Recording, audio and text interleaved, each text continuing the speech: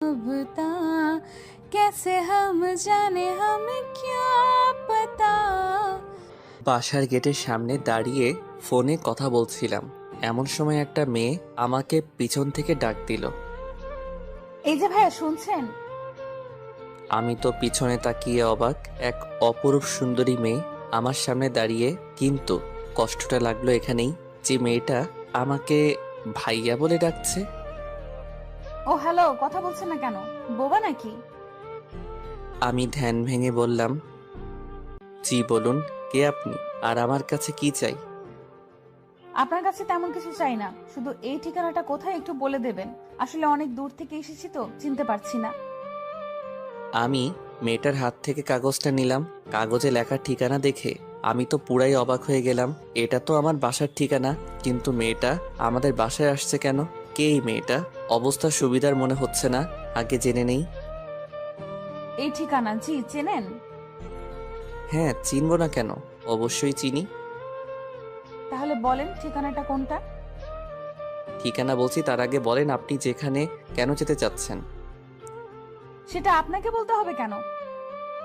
এমনি বললে বলেন, না হলে আমি যাই। আচ্ছা ঠিক আছে, শুনুন, এটা আমার হবু শ্বশুর বাড়ি।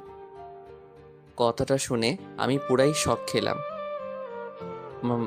মানে আপনার হবু শ্বশুর বাড়ি মানে? কে আপনার হবু জামাই?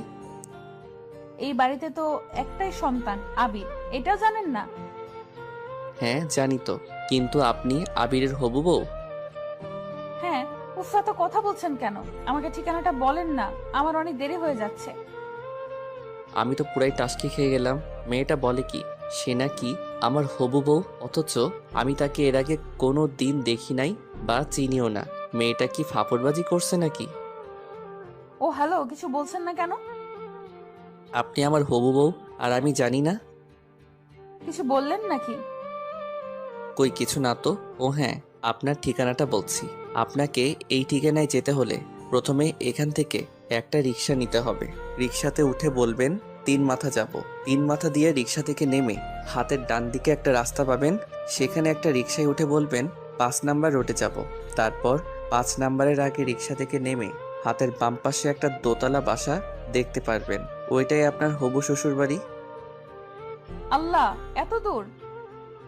শোনা যাও একবার, তারপর দেখবে মজা। আবারও কিছু বলবেন নাকি? কই কিছু না তো। আচ্ছা আমার কাজ আছে, আমি গেলাম। আপনি আমার ঠিকানায় চলে যান।